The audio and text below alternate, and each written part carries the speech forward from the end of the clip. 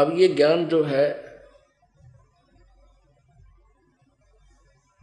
प्रत्येक प्राणी तक जाएगा और चौथी कक्षा का बच्चा भी इस ज्ञान को समझ जाएगा। अब इसमें स्पष्ट हो गया कि ब्रह्मा विष्णु महेश के माता पिता हैं। वो कौन है?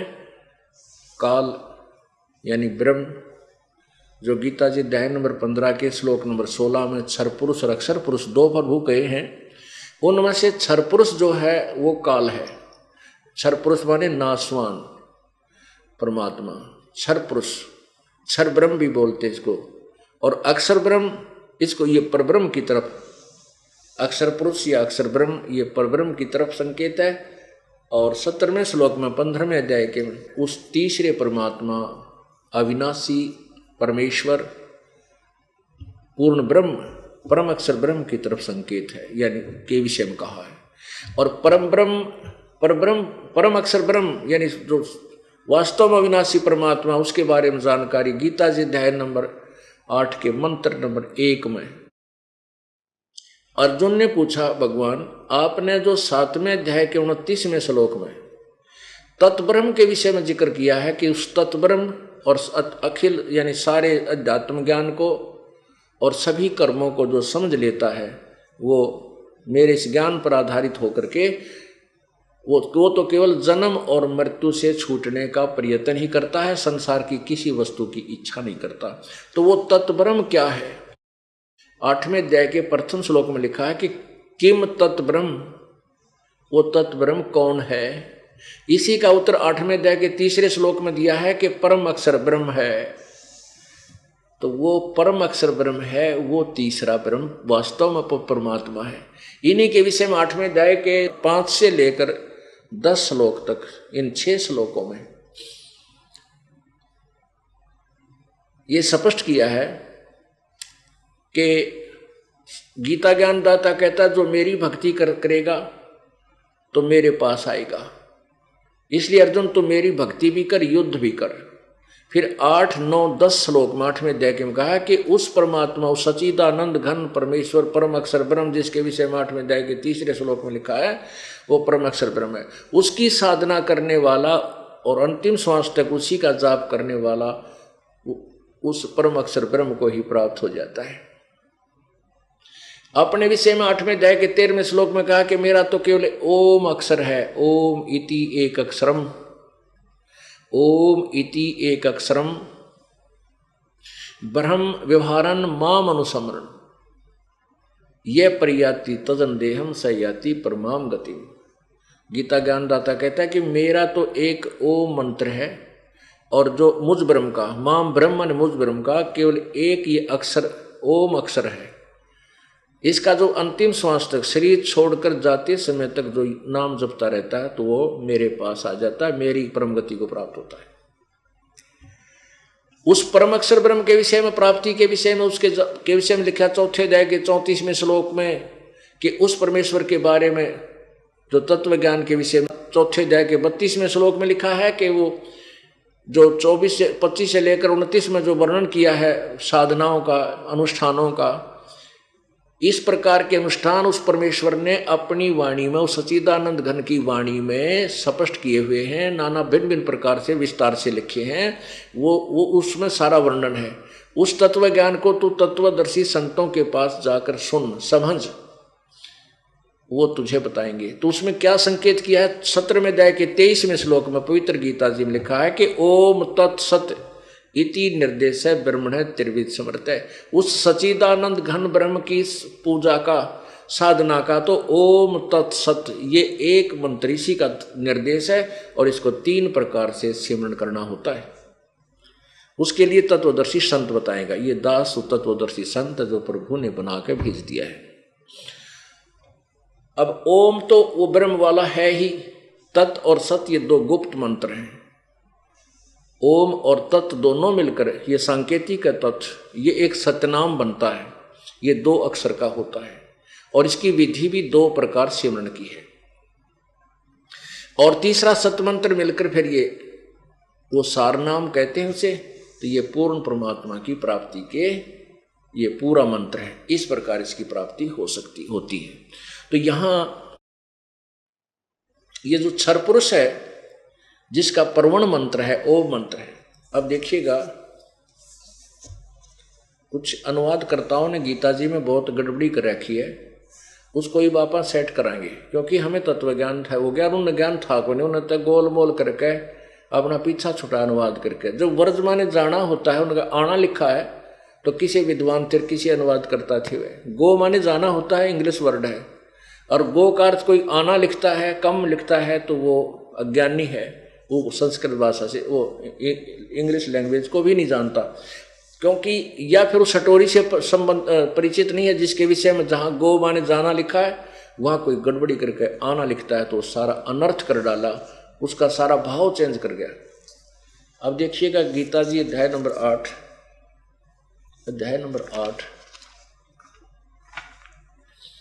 और मंत्र नंबर 13, ये 13, ओम इति एकाक्षरम ब्रह्म व्यवहारन माम अनुसमरण यह पर्याति तजंदेहम सयाति परमाम गतिम।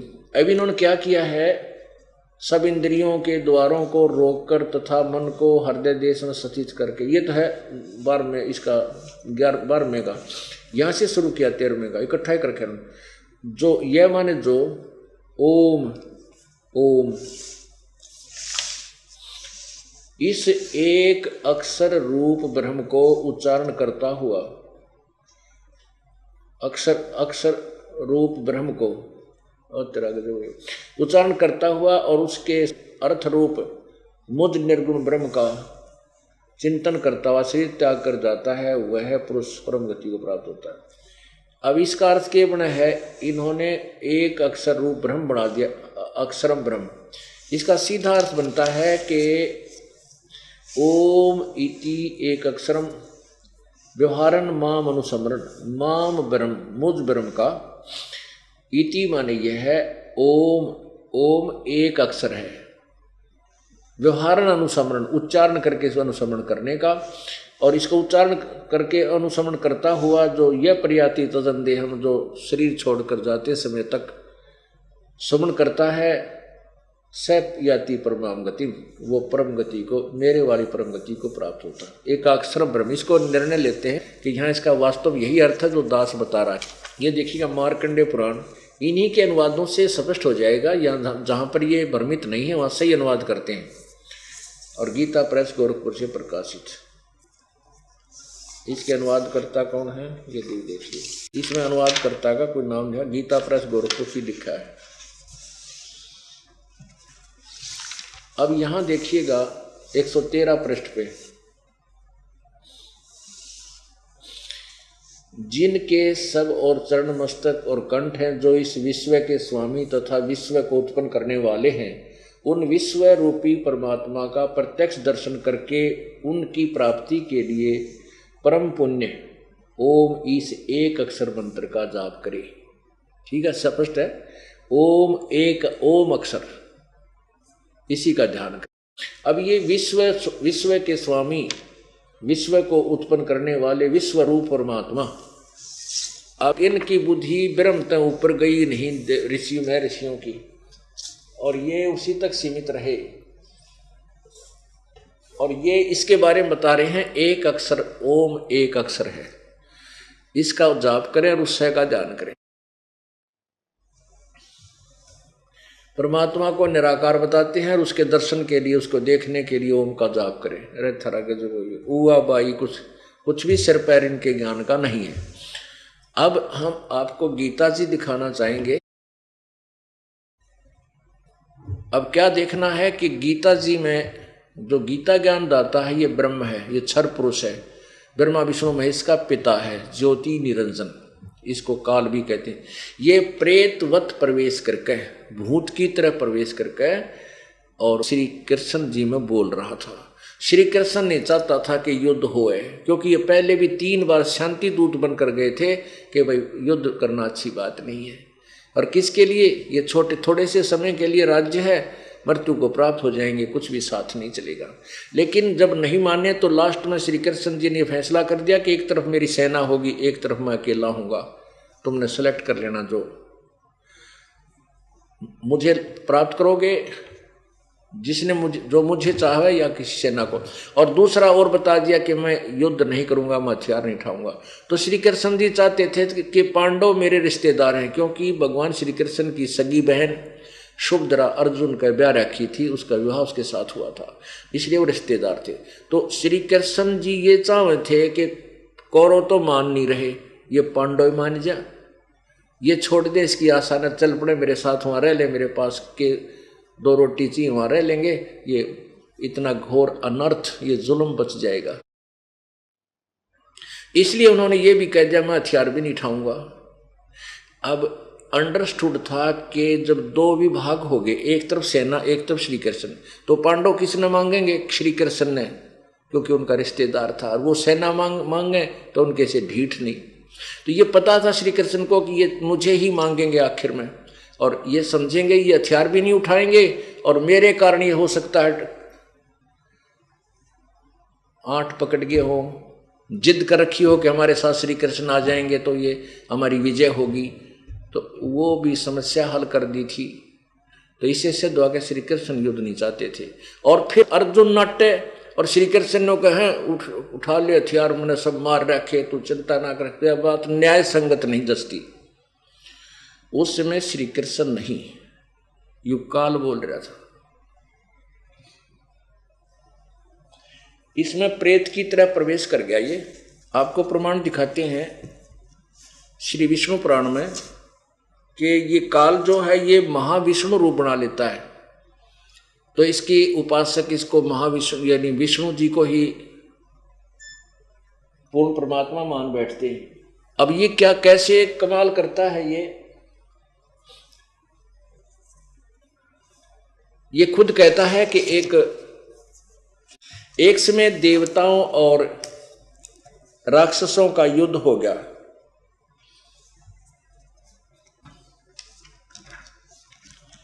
देवताओं और राक्षसों का युद्ध हो गया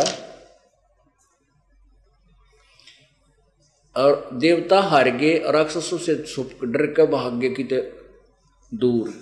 वहां बैठ के फिर मंत्रों से तप करने लगे, जप करने लगे रहे। तो कहते हैं भगवान प्रकट हुए विष्णु जी, ये काल विष्णु रूप में प्रकट हुआ, क्योंकि वे ओम नाम से जाप कर रहे थे। और इसने प्रतिज्ञा की है कि मैं अपने वास्तविक काल रूप में किसी को दर्शन नहीं दूंगा। तो ये क्या करता है, विष्णु रूप बनाकर प्रकट हो जाता है, किसी के सामने शिव रूप बनाकर प्रकट हो जाता है।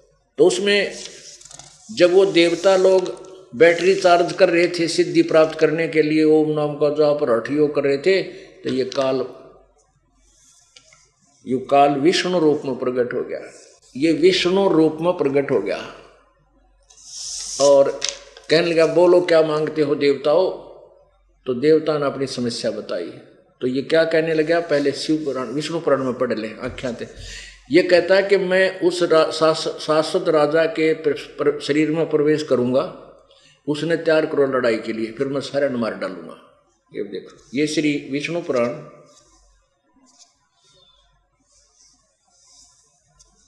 गीता प्रेस गोरखपुर से प्रकाशित है।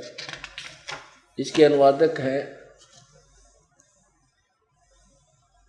मुनीलाल गुप्त और ये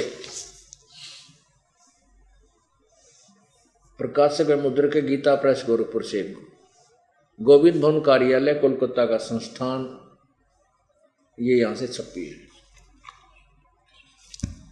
इसके 233 पृष्ठ पे ये चतुर्थ अंश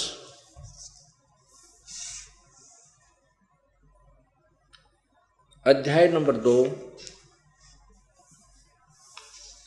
पृष्ठ नंबर 233 यहां देखो। उस ससाद के पुरंजय नामक पुत्र हुआ। पुरंजय का भी एक दूसरा नाम पड़ा। पूर्व काल में त्रेता युग में एक बार अति भीषण देव असुर संग्राम हुआ। उसमें महाबलवान दैत्यगण से पराजित हुए देवताओं ने भगवान विष्णु की आराधना की। तब आदि अनंत शून्य अशेष जगत प्रतिपालक श्री नारायण ने देवताओं से प्रसन्न होकर कहा, आप लोगों का जो कुछ अभिष्ट है वह मैंने जान लिया है। उसके विषय में बात सुनिए। राजऋषि ससाद का जो पुरंजय नामक पुत्र है, उस अक्षत्रिय श्रेष्ठ के शरीर में मैं अंश मात्र से स्वयं अवतीर्ण होकर उन संपूर्ण देवताओं का नाश करूंगा। तुम लोग पुरंजय को दैत्यों के वध कर के लिए तैयार करो। अब 242 पर देखो। अब ये देखो 242 पे, 242 पृष्ठ है और अध्याय 3 है और ये चतुर्थ अंश ही है। यहां से पूर्व काल में रसातल में मोने नामक 6 करोड़ गंधर्व रहते थे। उन्होंने समस्त नागकुल के प्रधान रत्न और अधिकार छीन लिए थे। गंधर्व के पराक्रम से अपमानित उन नागेश्वरों द्वारा स्तुति किए जाने पर उसके श्रवण करने से जिनकी विकसित कमल दर्श आंखें खुल गई हैं, निद्रा के अंत में जागे हुए उन जलाशयी भगवान सर्वेश्वर को प्रणाम करके उनसे नागगण ने कहा, भगवान, इन गंधर्वों से उत्पन्न हुआ हमारा भय किस प्रकार शांत हो। तब आदि अनंत भगवान पुरुषोत्तम ने कहा, युवानासव के पुत्र मानधाता का जो यह पुरुकुत्स नामक पुत्र है, उसमें प्रविष्ट होकर मैं उन संपूर्ण दुष्ट गंधर्वों का नाश कर दूंगा। जय हो बंदी छोड़ की। अपनात्माओं, ये स्पष्ट होगा आपके समक्ष कि गीता जी का ज्ञान भगवान श्री कृष्ण ने नहीं दिया, ये तो इस काल ने, काल रूपी ब्रह्म ने, इसे सदाशिव कहो, इसे विष्णु कहो, महाविष्णु कहो, तो इसने ही उनमें प्रवेश करके, भूत की तरह प्रवेश करके श्री कृष्ण जी में प्रवेश करके ज्ञान दिया।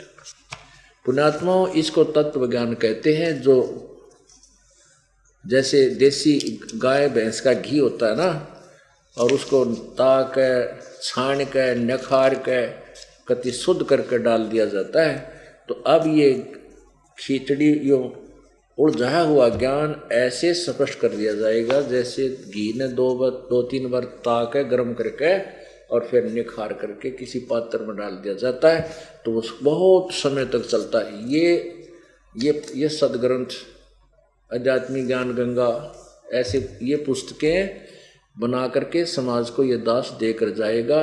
ये समझ लो, देसी गाय का घी, भैंस का घी 2-3 बार 4 बार यानी शुद्ध करके, और इस आध्यात्मिक ज्ञान गंगा परमेश्वर का सार संदेश और गहरी नज़र गीता में और भक्ति और भगवान भक्ति सौदागर को संदेश भाग 1-2, इन पुस्तकों के अंदर ये देसी घी गर्म करके निखार के ताक डाल दिया है, जो बहुत समय तक खराब नहीं हो पाएगा।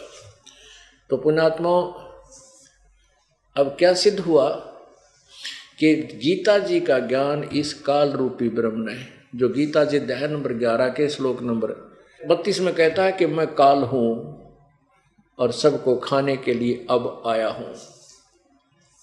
अब दिखाना आवश्यक हो जाता है प्रत्येक मंत्र, ताकि आपके हृदय में ये स्वीकार्य हो सके। ये देखिएगा अध्याय नंबर 11 का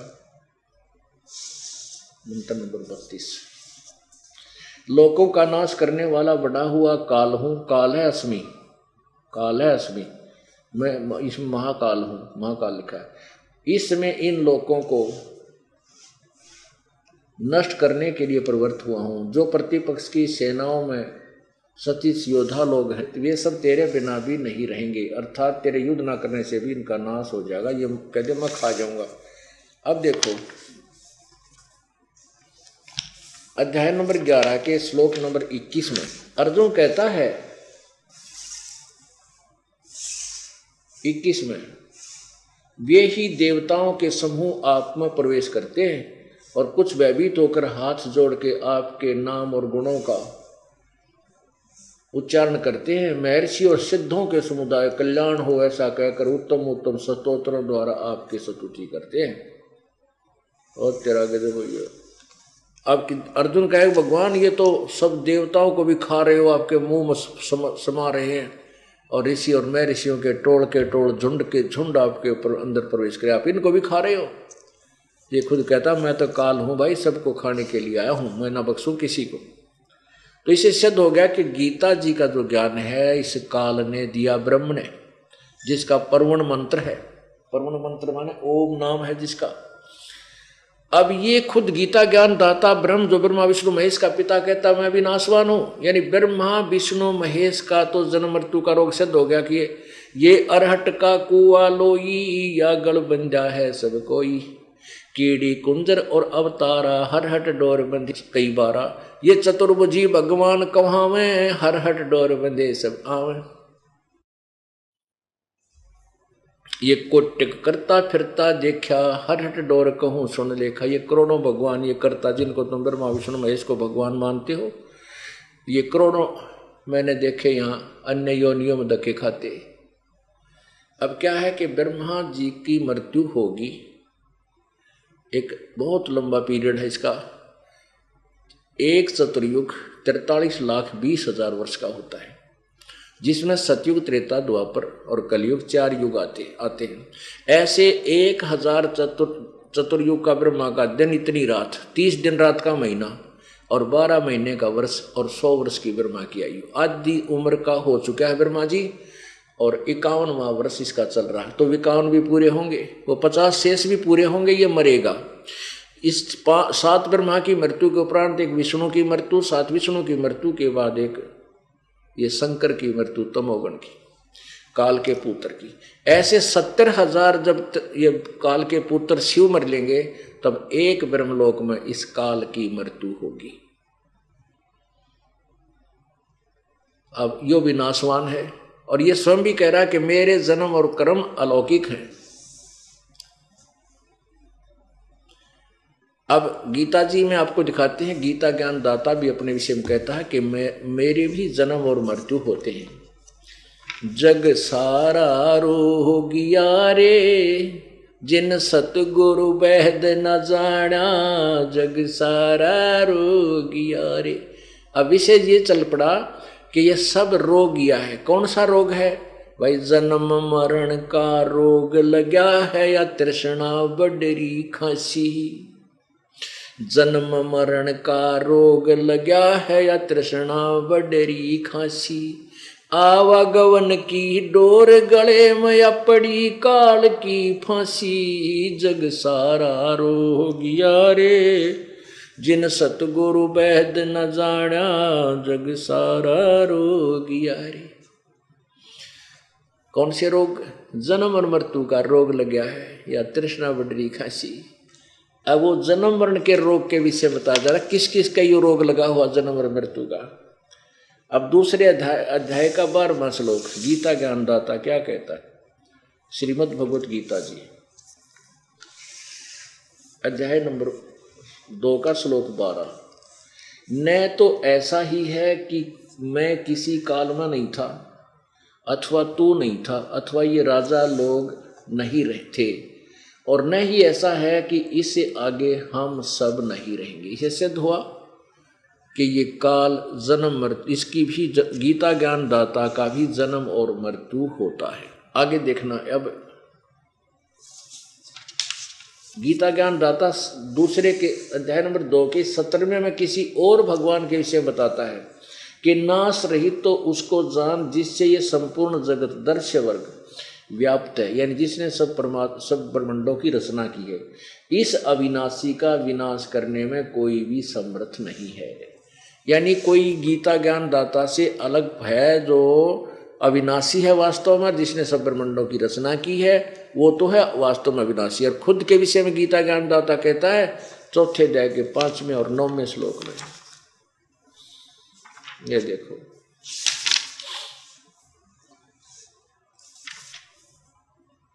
अध्याय नंबर 4 का श्लोक नंबर ये 5, इसका अनुवाद यहाँ पर है। हे परंतम अर्जुन, मेरे और तेरे बहुत से जन्म हो चुके हैं, उन सबको तू नहीं जानता, मैं जानता हूँ। इसे सिद्ध है गीता ज्ञान दाता का भी जन्म और मृत्यु होता है। ये कहता है कि मेरे जन्म और 9वां श्लोक में मेरे जन्म और कर्म दिव्य अर्थात निर्मल और अलौकिक है। सिद्ध हो गया कि इस गीता ज्ञान दाता का भी जन्म होता है और मृत्यु होती है। ये कैसे होती है ये दास बताएगा। प्रभु कबीर जी द्वारा दिए हुए इस ज्ञान को जो पहले ही हमारे को प्राप्त मिला हुआ था, लेकिन इन अज्ञानी ऋषियों महर्षियों ने उस लाल को कौड़ी बता करके हमसे दूर करके रखा। अब 10वें अध्याय के दूसरे श्लोक में गीता ज्ञान दाता स्वयं स्वीकार करता है कि मेरा जन्म तो होता है, लेकिन मेरे जन्म को ये देवता और ऋषि नहीं जानते, क्योंकि ये मेरे से उत्पन्न हुए हैं। ब्रह्मा विष्णु महेश और इसके बाद की जितनी भी संतति है ये काल से उत्पन्न हुई है, इसके पुत्र हैं, संतान हैं।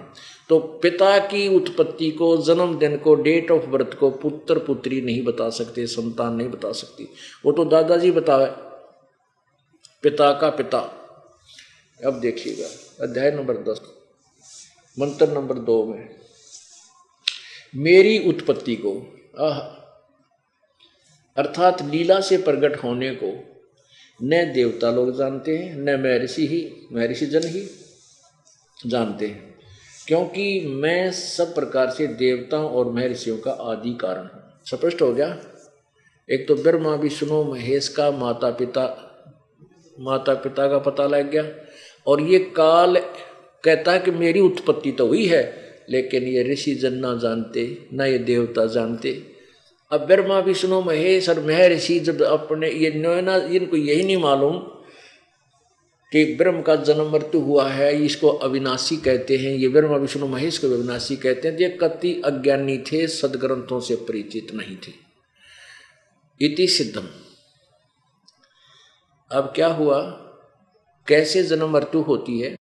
जैसे एक शिव जब मरता है तो उस समय 49 बार ब्रह्मा मर लेता है, तो नया ब्रह्मा यो काल अपनी पत्नी दुर्गा से पहले ही पैदा करके बेहोश कोमा में रखता है, अचेत रखता है, और उस समय जब इस ब्रह्मा की मृत्यु होगी तुरंत उसको कमल के फूल पर बैठा कर वही लीला करके इसका नए सिरे चालू कर देगा। ऐसे ही फिर विष्णु की मृत्यु होगी, जो विष्णु को भी नया विष्णु पैदा करके तैयार रखेगा। ऐसे शिव की मृत्यु होगी तो नया शिव। ये जो वर्तमान के शिव हैं ये अन्य प्राणियों की योनियों में चले जाएंगे। अब आपने ब्रह्मा कुमारी पंथ सुना है, उसका दास ने, क्योंकि मैंने इन सभी पंथों के लिटरेचर को गहनता से देखा कि कहीं किसी में कोई हमारे भगवान के ज्ञान से मिलती जुलती बात पा जाए तो मैं समर्थन लूँ इनका, लेकिन वो तो खख पड़े हैं, खख भी नहीं उनके अंदर, तो सारा अड़ंगा भर रखा है। उसमें क्या लिखा है कि श्री लेखराज जी एक शराब थे, वो अपने गुरुजी का सत्संग सुन रहे थे। सत्संग उन्हीं के घर सत्संग हो रहा था। थोड़ी देर में उनकी आँखें लाल हो गई, ऐसे ऐसे कर वो ऐसे अचेत हो गए। फिर वो बोलने लगे। थोड़ी देर बाद उसमें भूत आ गया। वो कहता मैं ब्रह्मा हूँ, मैं सारी सृष्टि का पिता हूँ। तो वो ब्रह्मा पाक गया, वो भूत बोला उसमें। तो ये ब्रह्मा कौन था? ये वही कोई आत्मा पहले ब्रह्मा की पद पर रही थी, और जब ब्रह्मा का पद उसका समाप्त हो गया तो वो फिर स्वयंभू ब्रह्मा जैसे बनकर उसमें भूत बोल रहा था। वो था कि जब ब्रह्मा की पद से गिरा हुआ, यानी वहाँ से हटाया हुआ रिटायर्ड ब्रह्मा था वो। जैसे कोई भी अधिकारी रिटायर हो जाता है तो उसको अन्य व्यक्ति यही कहते हैं, आओ जी फलाना साहब, आओ जी मेजर साहब, कहाँ जी, उसको रिटायर्ड मेजर साहब नहीं कहते, आओ जी मेजर साहब, हाँ जी, आओ सूबेदार साहब, हाँ जी सूबेदार साहब। तो वो अब सूबेदार साहब नहीं है, थे कदे अवश्य थे। तो ऐसे ही ये कदे ब्रह्मा था, वो बन गया उस लेखराज में बढ़ के बोलने लग गया भूत की तरह, एंड बैंड बोल रहा है। वो फिर लिखने लग गया, ओह भगवान की वाणी आ गई। फिर वो कदे मैं कहता मैं सदा शिव हूँ। वो शिव मरा हुआ कभी किसी जन्म में, वो शिव आके बोलने लग गया उस ब्रह्मा के उस लेखराज में, तो वो फिर सदा शिव कहला दिया। तो इस तरह के जो है ना उन भूता की छुरी से ब्रह्मा कुमारी पंथ प्रारंभ हो गया, जो किसी शास्त्र से मेल नहीं खाता, टोटली झूठ गपोड़ पेल रहे हुए, वो भूत नहीं बोल रहे हैं उन्होंने। तो ये कैसे मरता है? जब 70,000 त्रिलोकीय शिव मर जाते हैं तो ब्रह्मलोक में रहने वाला वो शिव मरता है, ये काल मरता है और दुर्गा मरती है। एक ब्रह्मांड का विनाश हो जाता है, इस पर यह सब नष्ट हो जाता है। उसके बाद ये ये स्वयं भी दूसरे लोक में चले जाते हैं, और दुर्गा और इसका आत्मा इन दोनों की तो वही रहती है। इनका फिर ऐसे परमात्मा के बनाए विधान, कबीर जी के बनाए विधान अनुसार इनका युवा जन्म हो जाता है। फिर ये युवा जन्म नया शरीर मिल जाता है युवा रूप में, जैसे सुरसी पैदा हो जाती है इनमें गेहूं में, ऐसे ही वहाँ नए उसमें वातावरण ऐसा होता है कि जाते ही इनका शरीर बन जाता है। फिर उस शरीर से ये दोनों फिर साकार रूप होते ही हैं। वैसे सूक्ष्म रूप भी साकार होता है, वो हमें इन दृष्टि से नहीं दिखता, वो दिव्य दृष्टि से दिखता है। वो दूसरा शरीर भी साकार ही होता है, उस साकार के ऊपर ये दूसरा कवर डाल लेते हैं, ये ऊपर का कवर है, अंदर सूक्ष्म शरीर होता है। तो वहाँ फिर ये नए सिरे से अपने ब्रह्मा विष्णु महेश की उत्पत्ति करते हैं, रजोगुण सतगुण तमगुण बना के, और फिर नए ब्रह्मांड में ये सृष्टि प्रारंभ कर देते हैं। तो जो ये शिव मर्या 70,000 त्रिलोकीय शिव मरने के बाद ये काल रूपी शिव यानी काल मर्या अक्षर पुरुष मरा, ये एक युग है उस अक्षर पुरुष का यानी परब्रह्म का, जो गीता जी अध्याय नंबर 15 के श्लोक नंबर 16 में दो भगवान दो पुरुष बताए, क्षर पुरुष और अक्षर पुरुष। अब क्षर पुरुष की मृत्यु तो आपको बता दी इस ब्रह्म की होगी, तो ये एक युग हुआ उस अक्षर पुरुष का, इसको परब्रह्म भी बोलते हैं, जो गीता जी अध्याय नंबर 15 के श्लोक 16 में जिन दो अक्षरों के बारे में, दो भगवानों के बारे में बताया। अब उस अक्षर पुरुष की आयु बताते हैं। तो ये एक युग हो गया जो क्षर पुरुष मर्या, ये काल मर्या ब्रह्मलोक में, एक युग हो गया उस अक्षर पुरुष का, परब्रह्म का। ऐसे 1000 युग का उस परब्रह्म का दिन, इतनी ही रात्रि, 30 दिन रात का महीना और 12 महीने का वर्ष और 100 वर्ष की उस अक्षर पुरुष यानी परब्रह्म की आयु है। इसलिए इसको अक्षर का, इतनी लंबी उम्र है, उत्तरागत हो और फिर भी मृत्यु, इसलिए कहा है परम अक्षर ब्रह्म। उन इन दोनों से भी कोई और है परम अक्षर ब्रह्म, पंत गीता जी अध्याय नंबर 15 के श्लोक नंबर 17 में। उत्तम पुरुष है तो अन्य, इन दोनों से कोई और है पुरुषोत्तम, वही परमात्मा कहा जाता है। और वो तीनों लोकों में प्रवेश करके सबका धारण पोषण करता है। वो अव्यय ईश्वर है, वो वास्तव अविनाशी प्रभु है, और वो अक्षर पुरुष भी मरा, लेकिन परम अक्षर ब्रह्म, परम अक्षर पुरुष नहीं मरता, वो वास्तव अविनाशी है, वो कबीर परमेश्वर है। एती उम्र बुलंद मरेगा अंतरे, कोई सतगुरु लगे न कान न भेंटे वो संतरे। इतनी भी लंबी उम्र हो जाएगी अक्षर पुरुष जितनी, और तो भी अंत में तेरी मृत्यु होगी। कारण क्या है? क्योंकि तुझे वो तत्वदर्शी संत नहीं मिले जो गीता जी अध्याय नंबर 4 के मंत्र 34 में और यजुर्वेद अध्याय नंबर 40 के मंत्र नंबर 10 और 13 में जिस तत्वदर्शी संतों के विषय में कहा है। कहते हैं वो सतगुर लगे न कान न भेंटे वो संत रे, जग सारा रोगिया रे, जिन सतगुरु बहद न जाना, जग सारा रोगिया रे। भाई जन्म मरण का रोग लगा है, तृष्णा बडरी खांसी, यो जन्म मरण का रोग लगा है, तृष्णा बडरी खांसी। आवागमन की डोर गले में पड़ी, काल की फांसी ही जग सारा रोगिया रे, जिन सतगुरु वैद न जाना, जग सारा रोगिया रे। परमात्मा कहते हैं सार शब्द सरजीवन बूटी, और घिस घिस अंग लगावे, कह कबीर तुम सतकर मानो, जन्म मरण मिट जावे। अब वो सार नाम आपको दिया जाएगा, आप भक्ति करते रहो, आपका बेड़ा पार होगा, सतलोक में स्थायी निवास होगा। वहाँ जाने के बाद फिर कभी मृत्यु नहीं होती। सृष्टि ऐसी ही है, यहाँ हम कच्चे शरीर में, नाशवान शरीर में, वहाँ हम एक तत्व के शरीर में रहेंगे, हम कभी नहीं मरेंगे। बोलो सतगुरुदेव। सत्संग की आदि ही घड़ी और तप के वर्ष हजारे, कहें कबीर वो बराबर नहीं, नो सतगुरु कहें विचार।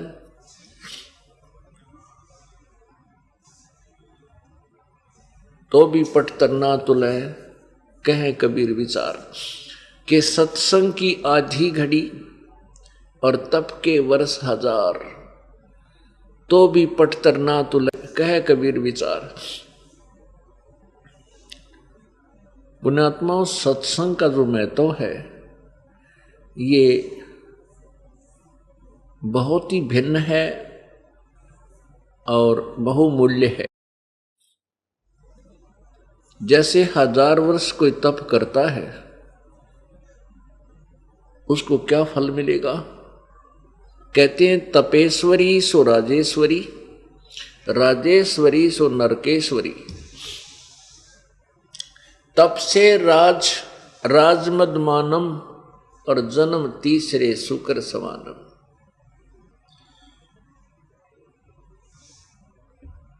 कोई तप करता है, तप से राजा बन जाता है और राजा के अंदर अभिमान अहंकार स्वतः उत्पन्न हो जाता है।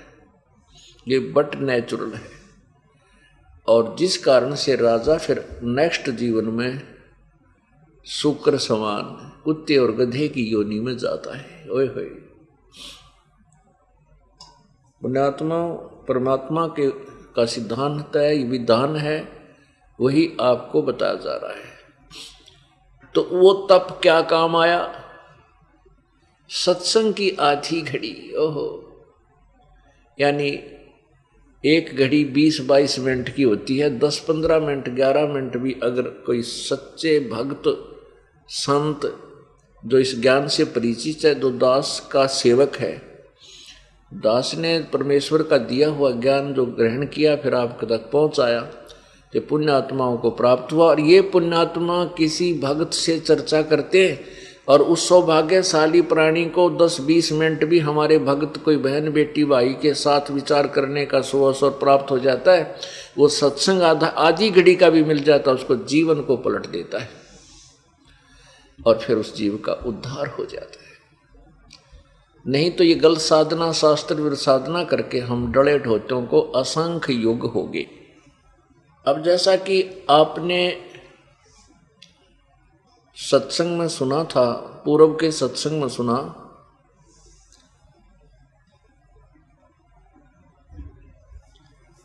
श्री मद्भगवत गीता अध्याय नंबर 7 के श्लोक नंबर 12 से 15 और 20 से 23 में स्पष्ट किया है कि तीनों गुणों रजगुण ब्रह्मा, सतगुण विष्णु, तमगुण शिव जी की पूजा जो करते हैं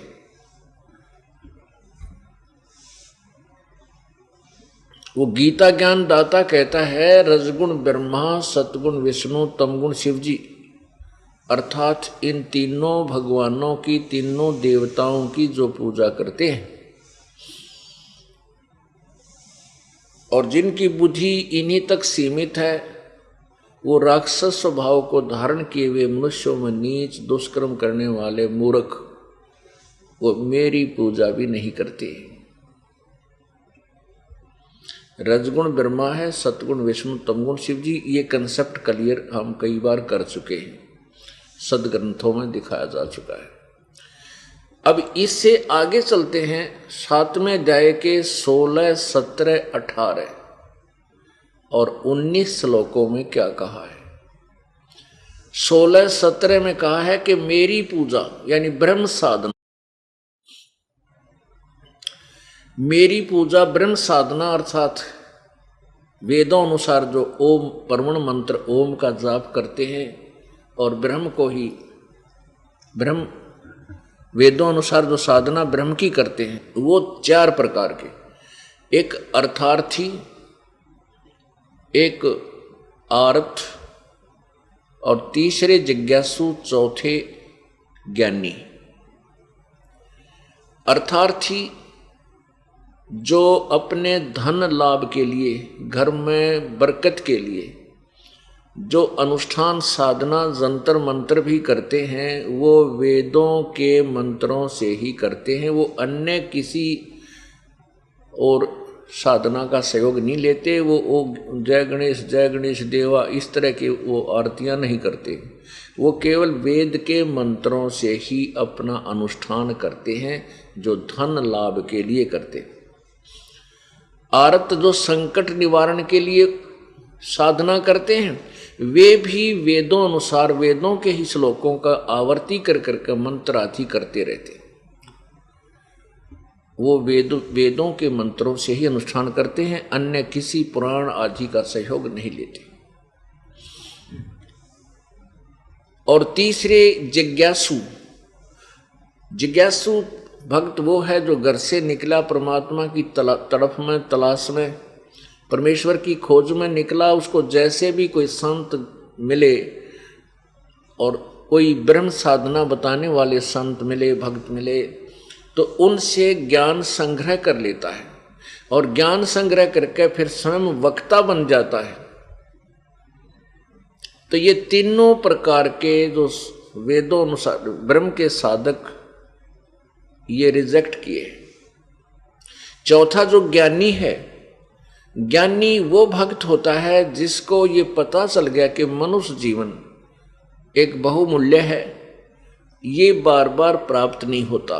मनुष्य जीवन प्राप्त करके यदि हमने मोक्ष प्राप्त करने का प्रयत्न नहीं किया, प्रभु की भक्ति नहीं की, तो ये जीवन व्यर्थ है। फिर उसको ये भी पता चल जाता है कि वेदों में केवल एक ही परमेश्वर पूर्ण परमात्मा की पूजा से मोक्ष लिखा है। गीता जी अध्याय नंबर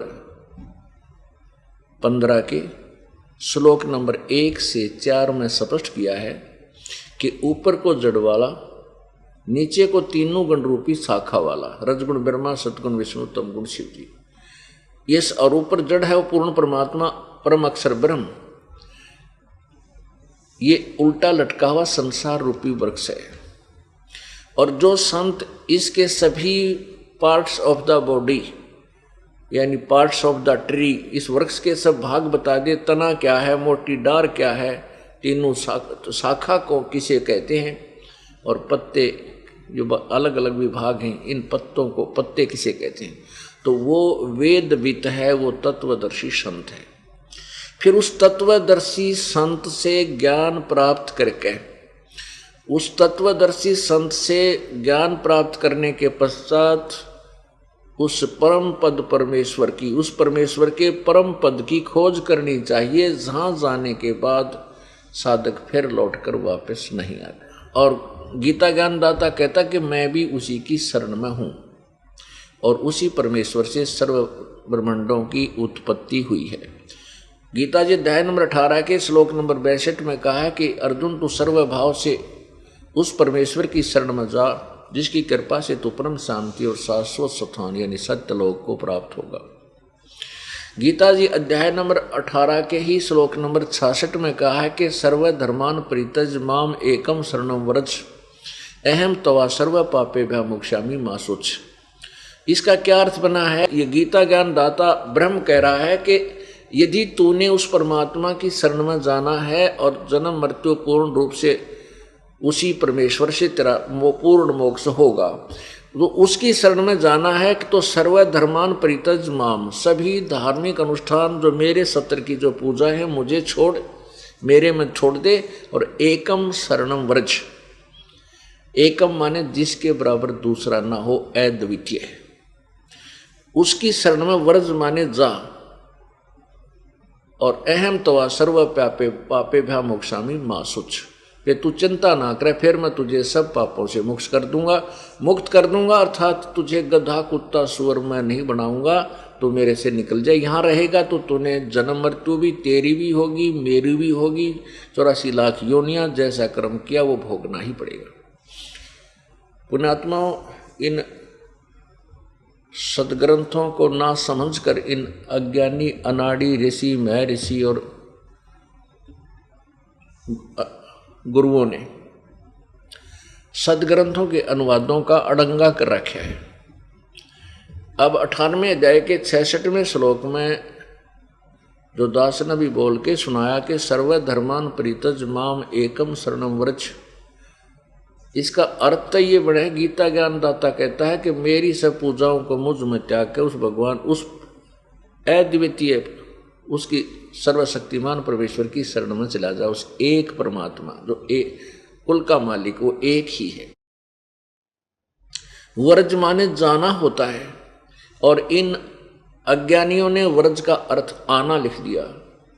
ये थोड़ा सा एक एग्जाम्पल और सैंपल दिखाता हूँ इन संस्कृत के ज्ञाता नकली विद्वानों और अनुवादकर्ताओं ने क्या डंगा कर रखा है। देखिएगा, ये देखिएगा श्रीमद् भगवत गीता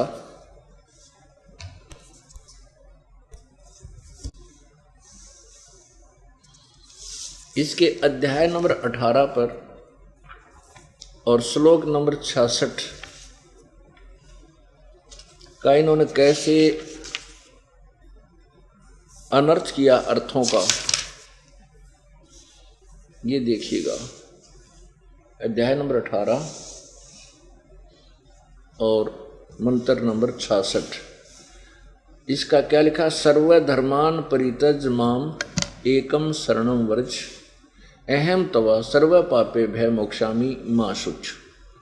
इसका सीधा अर्थ बने है कि सर्वधर्मान सभी धार्मिक अनुष्ठान जो पूजा तू की है मेरे सतर की, वो परित्यज माम मेरे मुझ में त्याग कर एकम शरणम व्रज उस अद्वितीय परमात्मा जिसके बराबर दूसरा नहीं है उसकी शरण में व्रज माने जा। इन कर रखा आजा।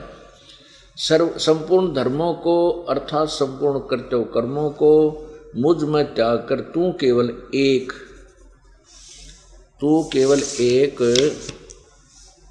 मुझ सर्वशक्तिमान सर्वाधार परमेश्वर की शरण में आ जा। व्रज माने आ जा। अहम तवास मैं तुझे संपूर्ण पापों से मुक्त कर दूंगा, शोक मत कर। अब पुण्यात्माओं, अब देखिए शब्दकोश, इसमें व्रज माने जाना लिखा है। ये देखिएगा, ये है शब्दकोश, संस्कृत शब्दकोश, संस्कृत हिंदी शब्दकोश, वामन शिवराम आपटे। यहाँ देखिएगा, इसके 993 पृष्ठ पर लिखा वर्ज जाना, चलना, प्रगति करना, पहुंचना, दर्शन करना, विदा होना आदि आदि। और इन अनाड़ियों ने क्या कर दिया? व्रज का अर्थ आना कर दिया, जाने का आना कर दिया। अब इस जैसे इंग्लिश में गो मीन जाना होता है, यदि उसका अर्थ कोई कम कर दे आना, गो का अर्थ आना लिखता है, वो इंग्लिश से परिचित नहीं है। और या फिर जो जहाँ पर वो सेंटेंस है उसको ठीक ढंग से समझ नहीं सका ये क्या कहना चाहते हैं, इसलिए अर्थों के अनर्थ किए। अब देखिएगा, इन सभी ने एक कुएं की बांग पी रखी थी। अब देखना, ये सुधांशु जी महाराज, वो तेरा गजब, इन्होंने ऐसी ऐसी गीता जी का अनुवाद करने में 3 बुक बना रखी है एक गीता के अनुवाद में। ये 2 तो ये है और तीसरी ये 10 दिखा होगा इनको। और एक की कीमत 101 रुपये लिखा है। ये तो 2002 में थी, 100 की 150 कर रखी होगी एक की कीमत। अब देखो, ये है 18वां अध्याय मोक्ष संन्यास योग, 66वां श्लोक। सर्वधर्मान परित्यज माम एकम शरणम वर्ज, वर्ज शब्द है। संपूर्ण धर्मों का आश्रय छोड़कर तू केवल मेरी शरण में आ जा। वर्ज माने आ जा। एक देवता की देखी। अब दूसरा देखो, ये श्री आसाराम जी, श्रीमद् देवी भागवत, संत श्री आसाराम जी आश्रम अहमदाबाद। ये देखिएगा 18वां अध्याय और 66वां श्लोक। ये 66वां श्लोक। सर्व धर्मान परित्यज माम एकम शरणम वर्ज अहम तवा सर्व पापे भय मोक्षामि मा शुच। संपूर्ण धर्मों को अर्थात संपूर्ण कर्तव्य कर्मों को मुझ में त्याग कर तू केवल एक मुझ सर्वशक्तिमान सर्वदार परमेश्वर की शरण में आ जा। दूसरा देवता। अब ये देखो तीसरा विद्वान, ये कहाँ से है? श्रीमद् भगवत गीता, मानव उत्थान सेवा समिति 2/12 पंजाबी बाग नई दिल्ली प्रकाशक है। ये है हंसा देश वालों का किया हुआ अड़ंगा। ये देखो, इन्होंने तो इकट्ठा 3-3, 4-4 श्लोकों की रांद काट रखी, इकट्ठा कर रखे। ये देखो, ये है अष्टदशो अध्याय, 18वां अध्याय। इन्होंने इकट्ठा ही कर रखा है। यहाँ 63 तक का तो ऊपर है, ये 63 तक आगे यहाँ शुरू कर दिया 66 तक। सर्वधर्मान प्रीतज माम एकम शरणं व्रज अहम तवा सर्व पापे भय मोक्षामि मा शुच। इसका अनुवाद इन्होंने आगे किया है। सर्वधर्मों के कर्मों को छोड़कर तुम केवल मेरी शरण में आ, जय हो। अरे एक और देखो, कमाल कर रखा, कति स्पष्ट झूठ बोल रखी। ऊपर अर्थ तो कर रखा जाना और अनुवाद में लिख दिया आना। ये देखिए, श्रीमद् भगवत गीता यथारूप। श्रीमद् एसी भक्ति वेदांत स्वामी प्रभुपाद, संस्थापक आचार्य अंतर्राष्ट्रीय कृष्ण भवन अमृतंस संघ, इनको एस्कॉन वाले बोल रहे हैं। इनको श्रीमद् भगवत गीता यथार्थ रूप संपूर्ण एवं अखंड संस्करण, कृष्ण मूर्ति कृपा मूर्ति, ये वो इन्हों का नो है। ये Bhakti Vedanta book trust, Los Angeles, London, ये जहाँ जहाँ भी ये छपते हैं, हांगकांग, बम्बई सारा। अब देखो, इन नकती चौड़े में साड़ा पाट रखे है। वो तेरा गजब हो गया। बता, एक प्राणी जिन्होंने ये विश्वास किया कि ये संत हैं, महापुरुष हैं, इन्होंने अनुवाद सही किया होगा और सभी एक जैसा ही 2 दूना 6, 2 दूना 6, 2 दूना 6 और सब ने 2 दूना 6। तो विद्यार्थी क्या करें, कित कुआं में पढ़े? वो यही सोचे भाई गुरु जी ने जो बता दिया वह सही है, कही है 2 दूना 6, 2 दूना 6, 2 दूना 6 करते। अब हम कह रहे हैं 2 दूना 6 नहीं, 2 दूना 4 होता है। अब लड़ाई शुरू हो जाती है। वह झूठ बोला, तू एकला कहाँ से आ गया 2 दूना 4 बताने वाला?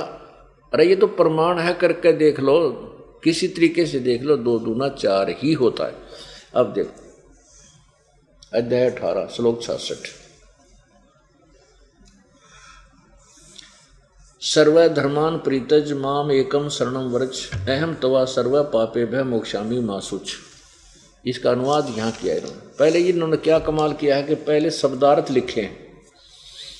सर्वधर्मान माने समस्त प्रकार के धर्म, प्रीतज का अर्थ लिखा त्याग कर, माम माने मेरी, एकम माने एकमात्र, शरणम माने शरण में, वर्ज माने जाओ। शाबाश, बहुत अच्छा लिखा।